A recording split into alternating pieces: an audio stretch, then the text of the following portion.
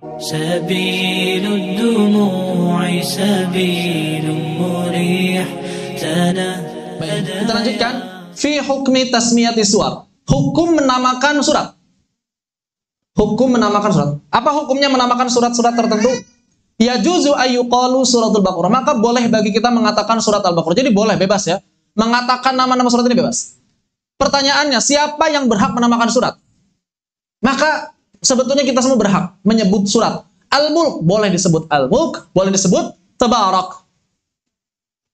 An-Naba boleh disebut An-Naba, boleh disebut surat Amma. Enggak masalah, tidak ada masalah. Walaupun memang ada nama-nama Al-Quran yang itu langsung dari Allah. Ada nama-nama Al-Quran yang itu dari Nabi. Ada nama-nama surat Al-Quran yang itu dari sahabat. Namun selebihnya kita juga boleh menamakan surat-surat tersebut. Makanya di Indonesia dengan di Madinah, Mushaf Indonesia dan Mushaf Madinah itu ada perbedaan beberapa nama surat. Itu tidak masalah. Seperti misalnya suratul Masad. Dalam Mushaf Madinah namanya suratul Masad. Mushaf Indonesia yang terkenalnya surat Al-Lahab. Ya, begitu. Ya, yang nggak masalah sebetulnya. Cuma memang lebih enak Al-Masad daripada Al-Lahab misalnya. Karena makna dan lain sebagainya. Bebas. Intinya tidak masalah kita menyebut nama surat-surat tertentu. Yajuzu ayyuqalu suratul Baqarah wa suratu Ali Imran wa suratu An-Nisa wa suratul Maidah. Ya. Jadi kalau misalnya kita mau menghidupkan huruf akhirnya berarti suratul Baqarati, suratul Ali Imran, suratul Nisa'i, suratul Maidati, suratul An'ami. Ini kalau mau disebut harokat akhirnya. Kalau enggak maka disukunkan suratul Baqarah, suratul Ali Imran, suratul Nisa, suratul Maidah, suratul An'am, wa kadzal baqi. Begitu pula surat-surat sisanya. Baqi itu artinya sisa. Kalau di Sunda baqi itu nampan. Baqi. Beda. Sama sebutan tapi beda makna. Baqi. Baqi itu sisanya. Wala karahata fi dzalik, dan tidak ada kemakruhan sedikit pun dalam hal itu. Kenapa kemudian ada ini? Karena ada sebagian ulama yang memakruhkannya. Ya. Maka Imam An-Nawawi menegaskan enggak ada kemakruhan menyebut nama-nama itu. Ya. Nah, akhirnya kan wa kariha ba'dul mutaqaddimin hadza, dan sebagian para ulama zaman dulu memakruhkannya. Wa qalu, maka mereka mengatakan apa? Yuqalu suratul lati tuzkaru fihal Baqarah. Harus begitu nyebutnya. Jadi enggak boleh nyebut suratul Baqarah. Terus kayak gimana dong nyebutnya? Afwan, bisa dibenerin dulu. Kamu kreatif sekali, Dek. Oh, udah masuk aja dalam situ. Masuk dalam situ.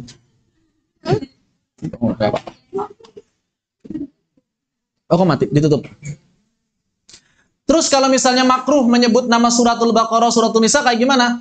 Maka harusnya nyebutnya enggak begitu, tapi begini nyebutnya nih katanya. Yuqalu, harusnya dikatakan as-suratu allati tuzkaru fihal Baqarah. Harusnya jangan langsung suratul Baqarah, tapi apa? Surat yang di dalamnya disebutkan Al-Baqarah. Begitu katanya. Jadi sebagian ulama harusnya begitu. Surat yang di dalamnya menceritakan Abu Lahab. Surat yang di dalamnya bercerita orang-orang munafik. Nah, ini sebagian ulama mengatakan seperti itu. Minum. Enggak, jangan dicelupin kalau gitu ya. Sebagian ulama seperti itu. Wa suratul lati yuzkaru fiha Ali Imran, dan surat yang di dalamnya disebutkan keluarga Imran. Wa suratul lati yuzkaru fiha Nisa, surat yang di dalamnya disebutkan perempuan-perempuan. Wa kadzalikal baqi. Ini menurut pendapat sebagian salaf mutaqaddimin. Mau turun? Sok. Ups. Ya, sana. Mau turun apa mau naik? Mau di mana? Kemudian Al-Imam An-Nawawi menjelaskan dan menegaskan di sini was-shawabul awal. Adapun yang benar, nah kalau sudah shawab, gendong. Gendong. Ayo. Oh, gendong begini. Hop. Ups. Iya. Nah, di sini Al-Imam An-Nawawi mengatakan as-shawab. Jadi kalau sudah as-shawab ini benar, yang lainnya salah. Jadi ini sudah benar salah ini. biasanya kan sahih, as-sah gitu ya. Kalau sahih lawannya fasid. Kalau as-sah lawannya sahih. Kalau ini bukan lagi sahih as-sah, tapi shawab. Kalau shawab itu yang lainnya salah, benar-benar salah. Jangan diamalkan. Mengapa demikian? Faqad sabata, karena telah pasti, telah tercatat di dalam sahihain, di dalam dua sahih, an Rasulullah sallallahu alaihi wasallam qauluhu, bahwa Nabi sallallahu alaihi wasallam telah mengatakan melalui perkataannya surat-surat yang disebutkan, surat-surat yang ada namanya, misalnya surat apa? Suratu di sini apa? Malah dinyalain. Sebentar sayang, pinjam dulu ya. Surat apa di sini? Suratul Baqarah ya. Atau wasuratul, bacanya apa? Suratul Kahf. Karena kalau Kahfi antum harus konsisten, Suratul Baqarah. Suratul Kahf. Pinjam. Iya, jadi hilang gambarnya tuh kan sama Dede kan. Nih. Nih, tuh. Dah. Suratul Baqarah atau Suratul Kahf wa ghairuhuma, dan selain keduanya mimma la yuhsa, yang jumlahnya tidak terhitung. Jadi Nabi SAW itu menyebutkan nama-nama surat yang jumlahnya tidak terhitung. Wa kadzalika, dan demikian pula anis sahabati radhiyallahu anhu. Demikian pula para sahabat radhiyallahu anhu. Jadi para sahabat pun tidak masalah nyebut nama-nama surat seperti itu langsung. Qala Ibnu Mas'udin, berkata Ibnu Mas'ud, hadza maqamul ladzi unzilat alaihi suratul Baqarah. Ini merupakan tempat diturunkannya surat Al-Baqarah. Wa anhu fi sahihain, juga dari beliau sebagaimana dalam sahihain, qara'tu ala Rasulillah sallallahu alaihi wasallam suratun Nisa. Aku pernah membaca kepada Nabi sallallahu alaihi wasallam surah An-Nisa. Mana?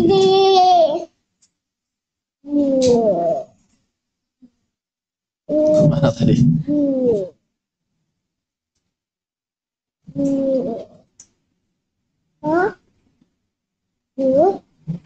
Jauh.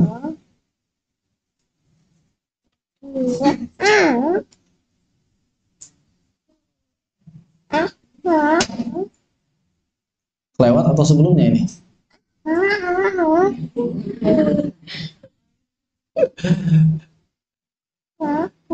Iya, tar dulu. Ya, kelewat tuh, jadinya panjang tuh. Oh, belum, berarti ini belum ya. Masalah ruqyah belum ya. Betul ya, ke atas ya.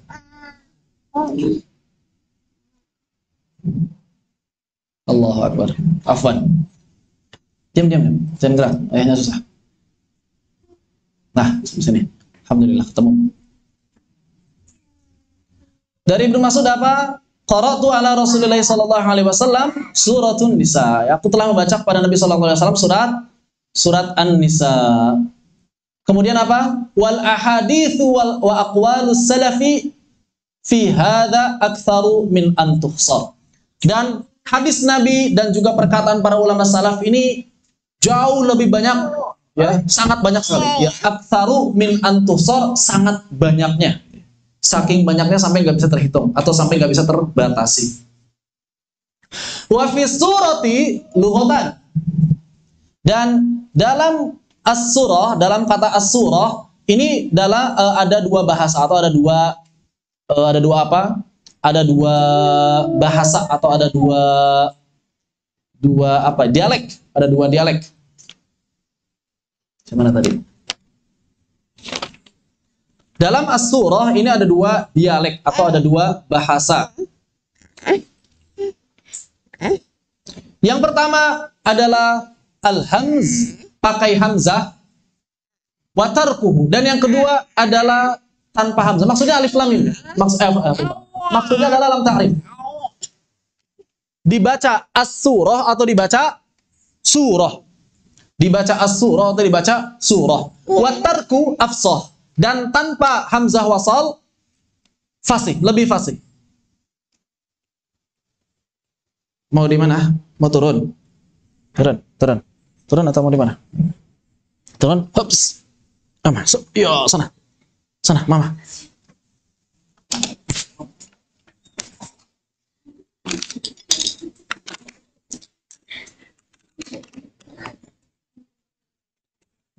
Dan kata Imam Nawawi apa? Tanpa hamzah wasal ini lebih fasih. Wa huwa alladhi, dan demikianlah yang jaa bihil Qur'an. Demikianlah yang datang padanya Al-Qur'an. Wa mimman dzakara lughatain Ibnu Qutaibah, dan yang menyebutkan adanya dua bahasa ini adalah Ibnu Qutaibah dalam Gharibul Hadis, dalam kitab Gharibul Hadis. Seperti itu. Jadi bisa dibaca as-surah atau dibaca surah. Jadi as-suratul Baqarah boleh, suratul Baqarah juga boleh.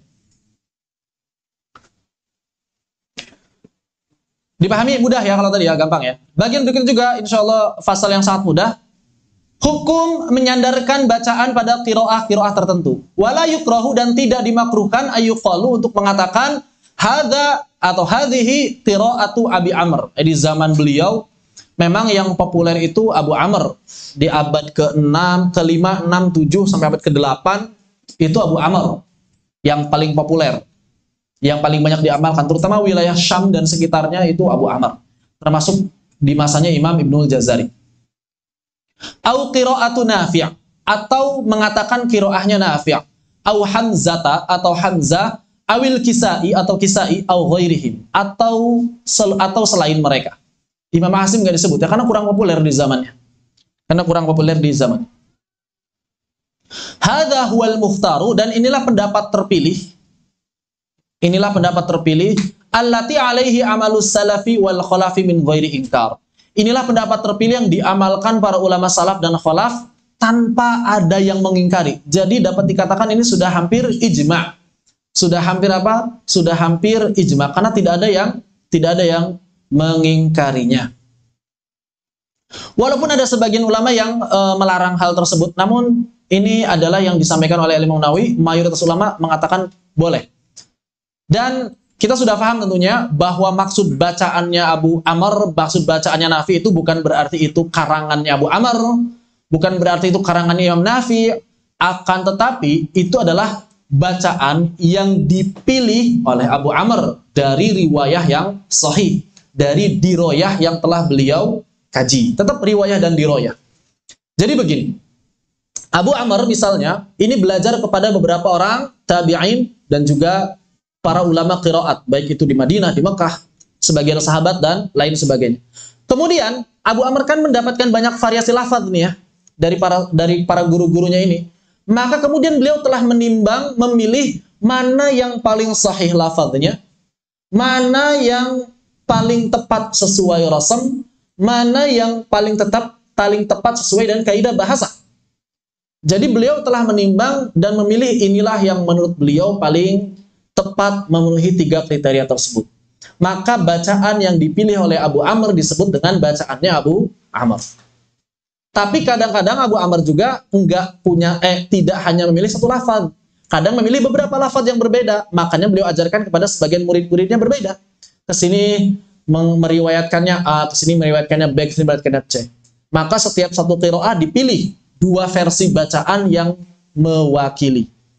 Yang paling mirip itu antara satu dengan yang kedua, riwayah kedua yang paling mirip itu Ibnu Amir. Kalau Ibnu Amir antara yang pertama dan yang keduanya mirip sekali, hampir tidak ada perbedaan.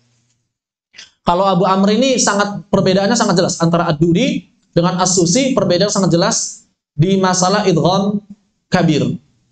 Jadi kalau di As-Susi banyak idgham kabir. Idgham kabir itu apa? Mengidghamkan 2 huruf yang berharokat. Misalnya tattali'u ala. Ini ada ain ketemu ain. Ain yang pertama dhammah, tattali'u. Ain yang kedua fathah, ala. Maka dalam riwayah As-Susi dia tidak dibaca tattali'u ala, tapi dibaca tattali'ala. Secara praktek lebih mudah. Daripada tattali'u ala kan mendingan baca tattali'ala. Enggak ngubah makna kalau begitu. Enggak, orang-orang Arab udah paham. Namun memang idgham kabir ini kurang populer di kalangan orang-orang Arab. Ya, tapi sebagian kabilah memang mengamalkan dalam percakapan sehari-hari mereka pun seperti itu. Idgham kabir. Ini berbeda. Hamzah antara para perawinya khalaf-khalaf juga tidak terlalu ada perbedaan tapi nggak signifikan. Nafi antara Qalun dengan Warsh cukup bedanya cukup banyak juga dan selainnya. Hafs dengan Syu'bah juga lumayan perbedaannya ya. Jadi bukan berarti mereka menciptakan bacaan sendiri, tapi mereka hanya memilih dari penukilan tersebut. Dan adanya para ahli qiraat ini juga membuktikan kebenaran periwayatan dalam Islam. Begini, apa jawaban antum kalau misalnya ada orang yang tidak percaya hadis? Apa jawaban antum kalau misalnya ada orang yang tidak percaya hadis? Misalnya mereka mengatakan seperti ini, saya bukannya enggak percaya Nabi, yang saya enggak percaya itu Bukhari-nya, Muslimnya, kemudian para perawinya. Apa jawabannya? Apa jawabannya? Dia percaya Quran, tapi nggak percaya hadis. Namanya ingkarus sunnah. Ada golongannya seperti itu? Ada. Di Indonesia cukup, ya ada ya. Komunitasnya lumayan lah. Sebetulnya membantah mereka itu sederhana. Kalau misalnya mereka percaya Al-Quran, kita tanya sama mereka, itu riwayah siapa? Nyambung? Kalau misalnya mereka berkata, ini riwayah Hafs, kenapa kamu percaya Hafs tapi nggak percaya Bukhari? Kalau dia bilang, saya nggak percaya Bukhari, terus kenapa percaya Hafs? Dia pasti bingung sendiri jawabannya. Kalau misalnya dia mengatakan, Quran itu satu dari Allah, betul dari Allahnya satu, tapi kan sampai ke kitanya banyak. Terus ente versinya siapa?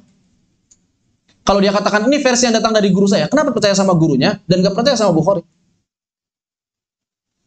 Ya, jadi sederhana. Kenapa? Karena Al-Quran datang melalui periwayatan manusia.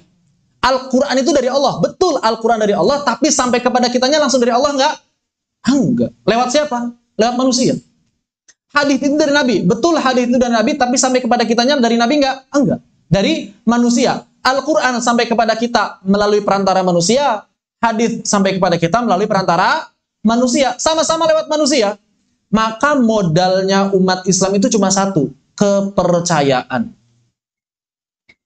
Jadi modalnya agama kita itu cuma satu, kepercayaan. Kepercayaan kita terhadap para ulama terdahulu. Makanya dalam Islam ada ilmu rijal. Ilmu tentang orang-orang yang bawa berita.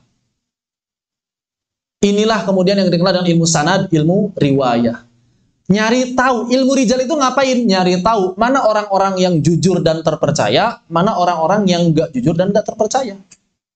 Sudah diseleksi oleh para ulama. Jadi kalau misalnya ada orang yang ingkar hadis, itu aneh. Kalau dia ingkar hadis dan ingkar Al-Quran, ya konsisten berarti kan? Ya kafir, udah selesai. Dia kafir. Tapi kalau misalnya dia ngaku percaya Al-Quran, tapi nggak percaya hadis yang sampai kepada kita, ini dia inkonsisten sebetulnya akal dan logikanya. Dan mudah sekali membantah. Ya, mudah sekali membantah orang-orang seperti itu. Berikutnya Imam Nawawi mengatakan warwa Ibnu Abi Dawud an Ibrahim An-Nakha'i, ada diriwayatkan oleh Ibnu Abi Dawud dari Ibrahim An-Nakha'i rahimahullahu taala annahu qol, bahwasanya beliau mengatakan kanu, ya orang-orang sebelum beliau ini yakrahuna ayyuqalu sunnatu fulanin wa qira'atu fulanin. Sebagian sahabat, kata beliau, atau sebagian tabi'in itu nggak suka menyebut dengan istilah sunnahnya seseorang atau qiraahnya seseorang. Namun kata Imam Nawawi apa? Was-sahihu ma qaddamna. Adapun yang sahih, adapun apa yang telah kami kemukakan sebelumnya. Wallahu taala a'lam. Baik, sampai di sini apakah ada yang ingin ditanyakan? Dipersilakan.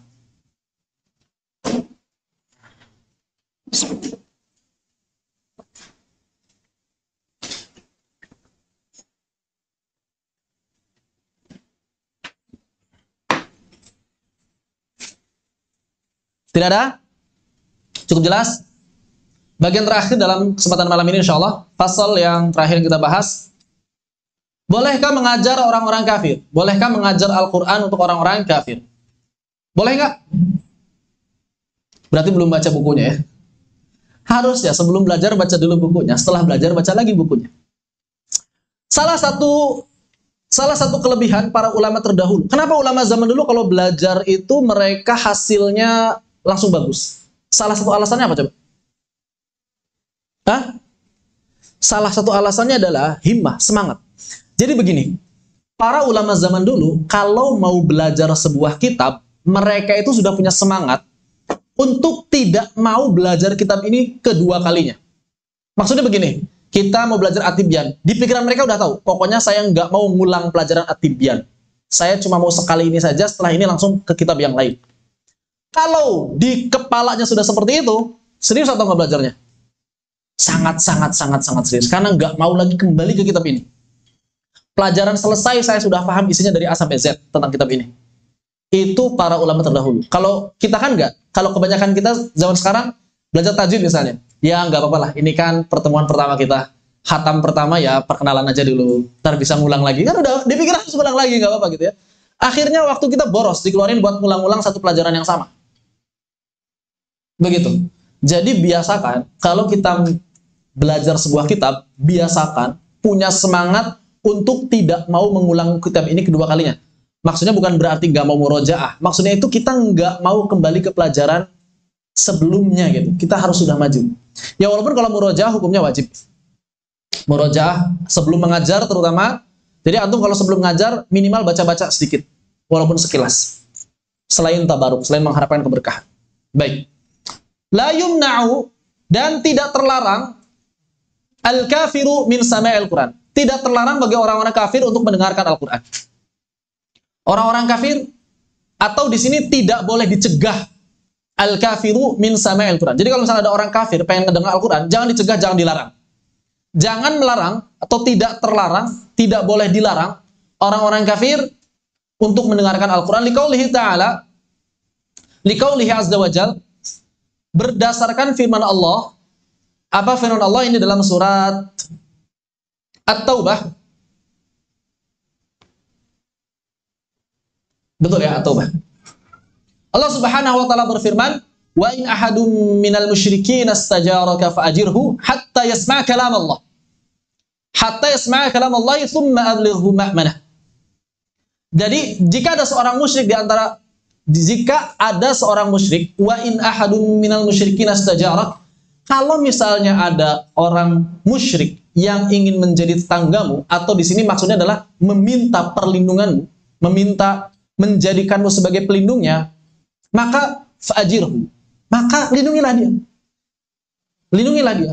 Hatta yasma' kalam Allah, sampai dia bisa mendengar ayat-ayat Allah.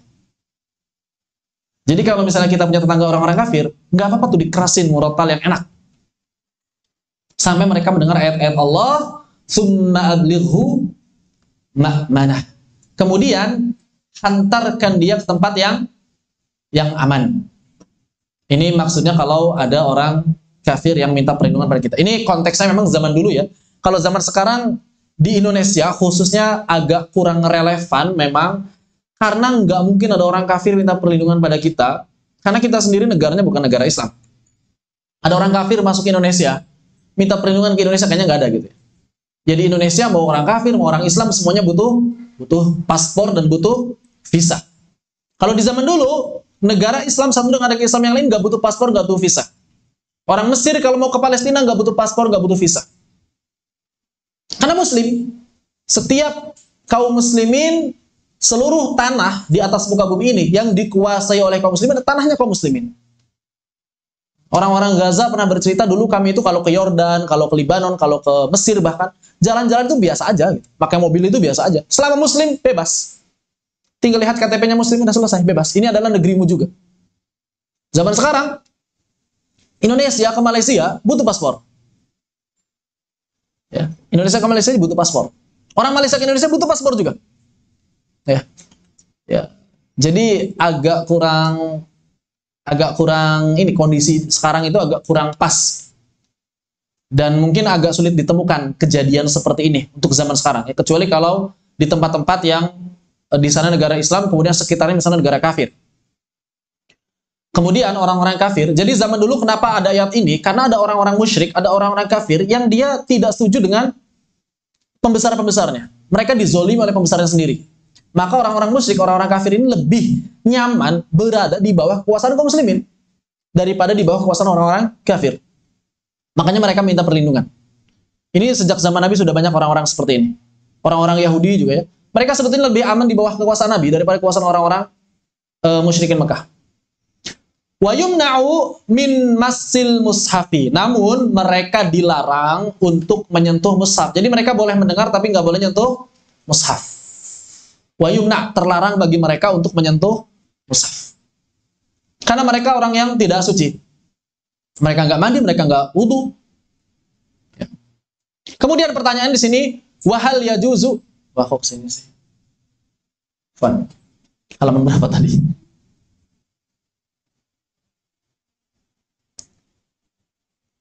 Wahal yajuzu, dan apakah diperbolehkan ta'limul Quran, mengajarkan Al-Quran? Apakah diperbolehkan mengajarkan Al-Quran? Maka ini yang akan dibahas oleh Al-Imam An-Nawawi. Mana tadi? Ini.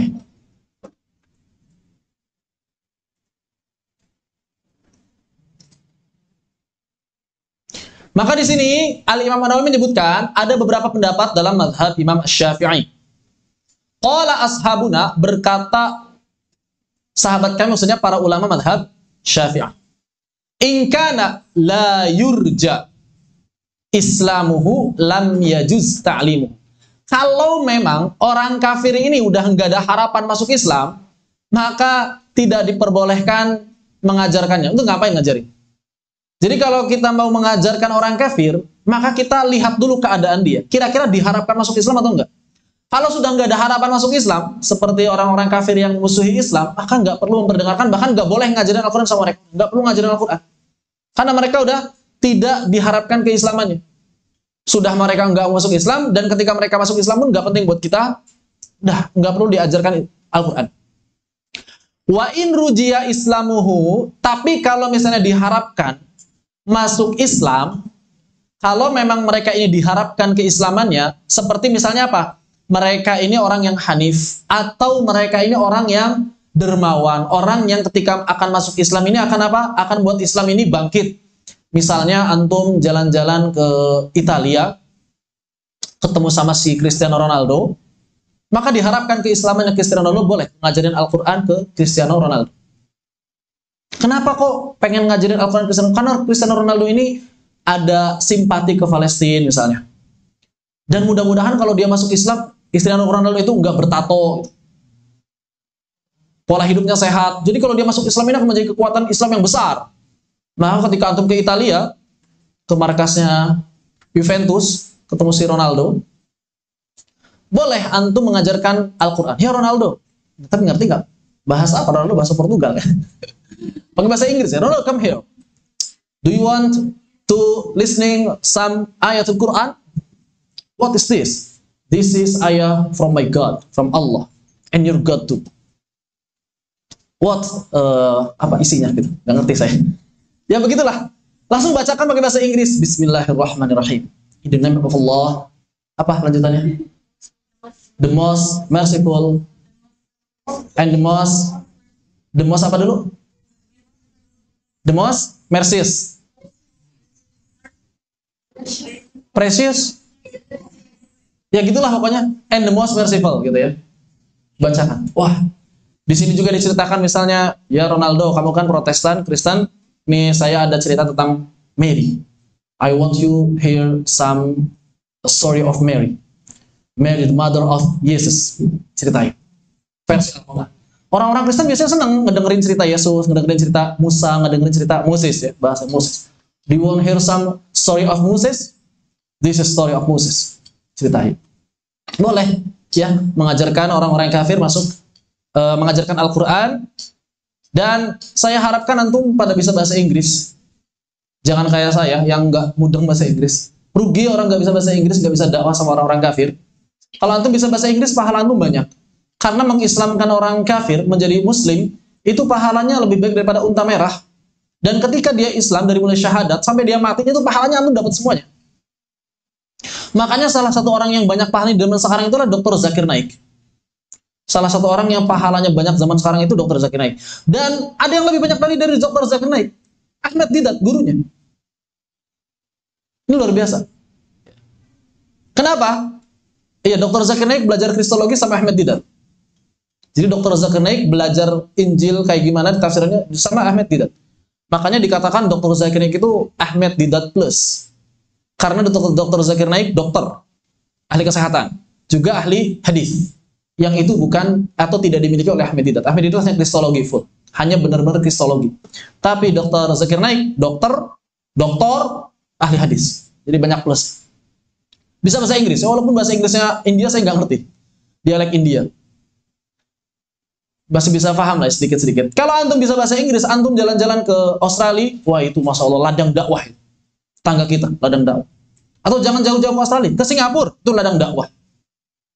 Singapura ladang dakwah, Australia ladang dakwah, Thailand, ladang dakwah. Walaupun bahasa Inggrisnya lucu juga ya, sama-sama India, punya dialek sendiri. Ladang dakwah itu. Intinya kalau antum bisa bahasa Inggris, antum bisa dakwah di mana-mana. Dan antum kalau jadi YouTuber pakai bahasa Inggris, ngajarin tajwid, itu Masya Allah, banyak yang pengen. Ada yang nanya ke saya, ya Syekh katanya, please translate pakai bahasa Inggris. Saya nggak bisa bahasa Inggris ya saya. Ada yang nanya masalah tafkhim nisbi, kayaknya orang India dari namanya, tapi pengen jelasin bahasa Inggris ya. Aduh, saya bingung mau jelasin gimana pakai bahasa Inggris. Ada yang tanya, saya nyari-nyari tafkhim nisbi, cuma dapat bahasa ini, nggak ngerti saya bahasa Indonesia kata dia. Tolong dong jelasin tafkhim nisbi pakai bahasa Inggris. Kalau ada antum ada yang bisa ngejelasin tafkhim nisbi pakai bahasa Inggris, upload di YouTube. Itu banyak orang ternyata yang pengen belajar Islam, tapi mereka kurang akses. Terutama mereka yang hidup di negara-negara mayoritas kafir. New Zealand, Australia, ini tetangga-tetangga kita. Yang subhanallah kalau kita bisa bahasa Inggris luar biasa. Sebetulnya saya juga nggak terlambat kalau sekarang pengen belajar bahasa Inggris. Ya. Cuma waktu yang susahnya. Antum mumpung masih muda, teman-teman antum juga di sini banyak yang bisa bahasa Inggris, belajar sama mereka. Ya bahasa Arab ini masalah akidah. Kalau bahasa Arab masalah akidah. Tapi bahasa Inggris ini masalah ekspansi dakwah. Ya, ekspansi dakwah. Jadi bahasa Inggris, bahasa Arab ini dapat dikatakan ya wajib lah untuk para da'i, mubalik zaman sekarang. Begitu, khair. Ya, seperti itu. Jadi kalau misalnya antum mengharapkan keislaman darinya, maka dalam madhab ada dua pendapat. Baik, kalau tidak diharapkan, para ulama sepakat haram. Kalau diharapkan keislamannya, maka terdapat dua pendapat. Ini pakai sukun salah, harusnya pakai fathah. Asahuhuma, yang paling sahih adalah boleh rajaan li islami. Boleh mengajarkannya Al-Quran dengan mengharapkan keislaman. Masya Allah, kalau antum bisa bahasa Inggris luar biasa. Ya, dakwahkan. Saya nggak suka bahasa Inggris, saya sukanya bahasa Korea. Enggak? Dakwah pakai bahasa Korea. Saya nggak suka bahasa Korea, saya suka bahasa Jepang. Dakwah pakai bahasa Jepang. Tapi dapatnya cuma orang Jepang doang. Bahasa Korea dapatnya cuma orang Korea doang. Tapi bahasa Inggris antum dapat seluruh dunia. Ya. Dengan bahasa Arab antum bisa menggenggam Islam, dengan bahasa Inggris antum bisa menggenggam dunia. Oh, ya. Jadi dunia akhirat dapat. Maka belajar bahasa Inggris, belajar bahasa Arab. Tapi jangan lupakan bahasa daerah.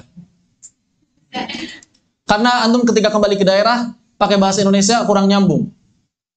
Dakwah ke orang daerah pakai bahasa asli. Itu lebih nyambung. Wathani, pendapat yang kedua, baik, pendapat yang pertama astoh, berarti pendapat yang keduanya sahih. Jadi nggak apa-apa. Pendapat yang kedua ini kuat juga berarti dalilnya. La yajuz, tidak diperbolehkan. Kama la yajuzu, sebagaimana tidak diperbolehkannya apa? Sebagaimana tidak diperbolehkannya bai'ul mushaf, menjual mushaf minhu. Bai' menjual ya. Menjual mushaf minhu wa in rujiya islamuhu. Jadi tidak boleh mengajarkan orang kafir Al-Quran sebagaimana tidak boleh menjual mushaf kepada mereka walaupun diharapkan keislaman. Ini pendapat yang lemah menurut Al-Imam An-Nawawi tapi dalilnya kuat.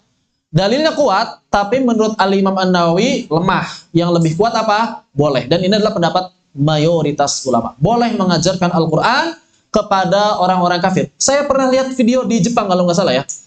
Murotal. Jadi ada stand, kemudian orang-orang Jepang Muslim di Jepang ini memutar murotal dan ini apa, mengajak orang mau dengerin sesuatu nggak? Bukan musik tapi enak didengar.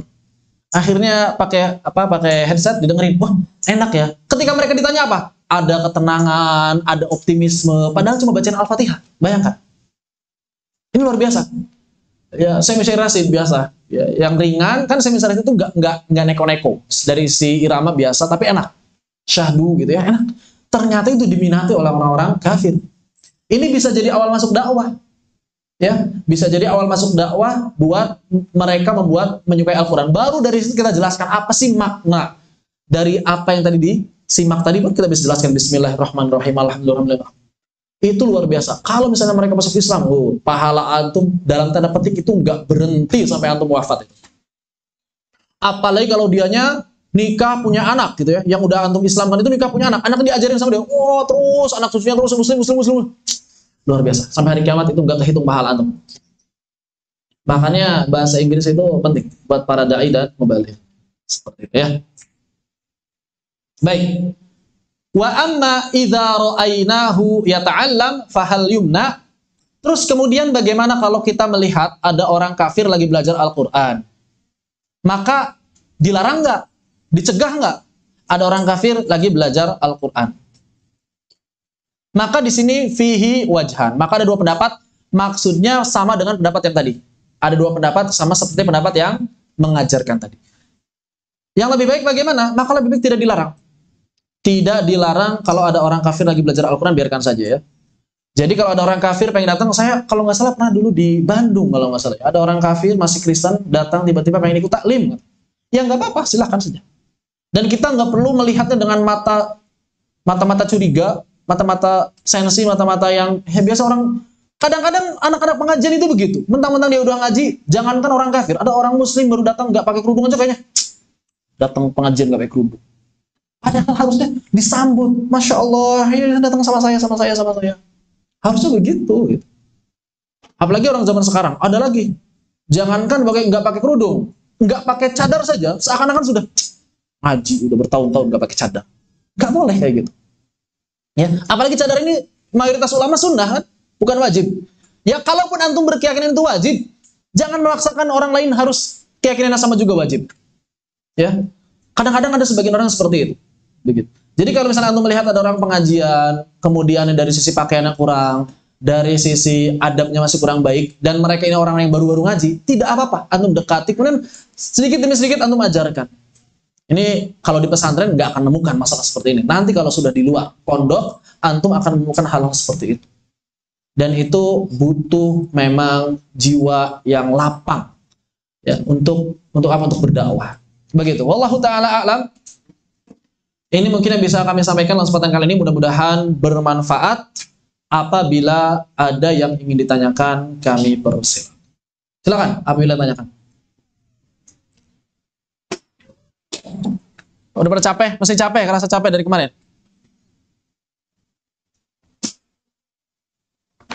Masih capek? Masih pada capek? Besok antum pasti saum sunnah kan? Hari Kamis. Diniatinnya double. Saum Kamis dan saum Asyura. Sayang kalau dapat Kamis doang. Kalau bisa, karena antum tadi nggak pada puasa, kalau bisa puasanya sama Jumat untuk menyelisihi kebiasaan orang-orang Yahudi. Jadi saum Asyura itu yang paling bagus 9, 10, 11. Enggak sanggup 9, 10, 11, 9, 10. Enggak sanggup 9, 10, 10, 11. Enggak sanggup 10, 11, baru 10 doang. Selama sanggup 10, 11, 10, 11. Ya, nanti usulkan Kumi sama Abi, Jumatnya pada pengen puasa juga gitu. Kenapa? Karena untuk nyambungin ke yang 11. Begitu. Ya. Kalau yang tadi udah puasa bagaimana? Ya, boleh 3 hari lebih bagus, tapi kalaupun sudah tidak puasa lagi Jumatnya tidak masalah. Tapi yang paling bagus 9, 10, 11. Urutan pertama 9, 10, 11, urutan kedua 9, 10, urutan ketiga 10, 11, nah urutan ketiga 10 doang. Mafhum? Baik. Tadi siapa Fadia mau nanya? Silakan.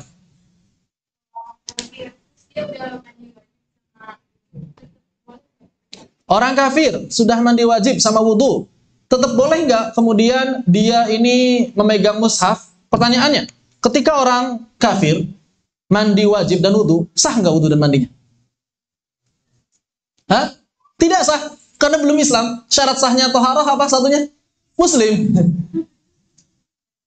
Makanya, saya dulu waktu kuliah, ada seorang kristolog, ya beliau kristolog memang, bukan ahli fikih, tapi sering mengkaji kristolog dan sering bukan mengislamkan sebenarnya, sering membimbing orang untuk bersyahadat. Tapi yang dakwahnya orang lain, cuma biasanya kalau datang ke beliau. Beliau menyarankan begini, sebelum syahadat, baiknya wudhu dulu atau mandi dulu. Saya pikir, ngapain mandi sama wudhu? Ada juga setelah syahadat, baru langsung wudhu, langsung mandi. Kenapa? Karena nggak manfaat itu wudhu sama mandinya sebelum syahadat. Ya, jadi orang-orang kafir, mau dia sudah berwudhu 100 kali, mau dia ini sudah mandi setiap hari atau sehari 3 kali, dengan niat mandi wajib sekalipun, walaupun dia sholat itu nggak sah semuanya, ibadahnya tidak sah. Ibadahnya tidak sah karena dia tidak memenuhi kualifikasi, not qualified, ya, disallowed. Kenapa? Karena tidak memenuhi kualifikasi. Apa kualifikasi yang pertama? Muslim. Kita punya perusahaan, ada orang rajin bebersih perusahaan kita, beres-beres setiap hari, tapi dia nggak pernah terdaftar sebagai karyawan. Dapat gaji nggak tiap bulan? Enggak lah, ngapain dapat gaji? Terus ditanya ke bendahara, Bu bendahara, kok saya rajin-rajin beres-beres di sini nggak dapat gaji? Siapa Anda? Enggak ada daftar perusahaan. Kalau mau dapat gaji, masuk perusahaan dulu. Begitu kan? Iya ada sih gaji, paling upah-upah biasa aja. Enggak, bukan UMR, bukan apa. Paling orang ngasih, oh Anda rajin bebersih, ini kasih. Ya itulah Allah memberikan orang kafir kenikmatan di dunia itu seperti itu. Bukan gaji resmi itu. Ya seperti kita ngasih aja. Ada orang beres-beres di depan toko kita ngasih, bukan gaji kan? Nah itulah orang-orang kafir mendapatkan kenikmatan di dunia. Tapi untuk gaji akhiratnya nggak ada sama sekali. Karena dia belum tercatat sebagai karyawan perusahaan yang resmi. Begitu. Wallahu ta'ala a'lam. Ada lagi tanyakan? Dipersilakan, siapa di belakang? Zina. Fatia. Oh silakan.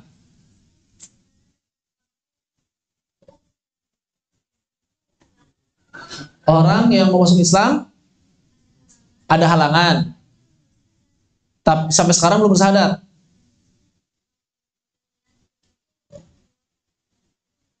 Ada orang pengen masuk Islam, halangannya apa?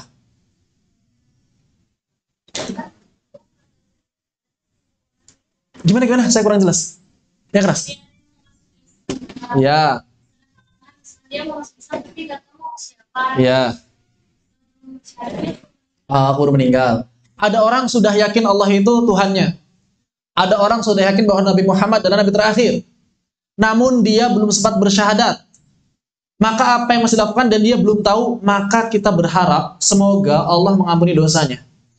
Kenapa? Karena orang yang seperti ini keadaannya sama seperti ahlul fatrah.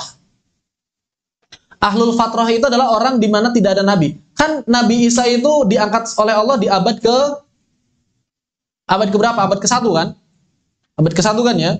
Abad ke-1 sampai Nabi Muhammad diutus jadi nabi, itu berapa tahun?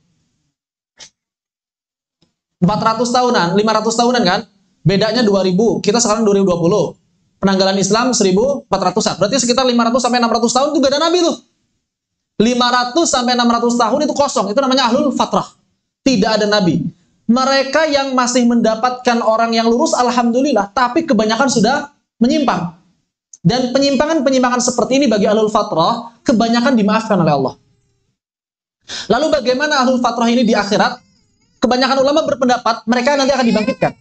Akan dibangkitkan di akhirat, dan nanti di sana yang akan diminta oleh Allah. Kalian masuk Islam atau enggak? Berdasarkan keyakinan mereka selama di dunia, mereka akan dibangkitkan kembali. Kalau memang mereka sudah memiliki iman, maka mereka akan bersyahadat ketika dibangkitkan itu dan masuk surga. Ini namanya ahlul fatrah. Mudah-mudahan orang seperti tadi termasuk ahlul fatrah. Ya karena memang ya takdir itu Allah yang menentukan ya. Takdir itu Allah yang menentukan, sehingga kemudian dia ternyata belum sempat mengikrarkan diri, tapi dalam keyakinan yang sudah ada, yang mudah-mudahan itu yang nanti akan menyelamatkan dia. Kita nggak bisa memastikan di akhirat seperti apa. Begitu. Ya, karena memang dia sudah meyakini Allah satu-satunya Tuhan dan Nabi Muhammad sebagai utusan Allah Subhanahu wa taala. Kenapa sayang? Nih, gini. Ada lagi? Dipersilakan. Ada yang ditanyakan? Yang ikhwan? Mafi? Baik. Kalau tidak ada yang ditanyakan, maka kita cukupkan sampai di sini. Mudah-mudahan bermanfaat. Fanaktafi bihadza. Subhanakallahumma bihamdika asyhadu an la ilaha illa anta astaghfiruka wa atubu ilaik. Wassalamualaikum warahmatullahi wabarakatuh.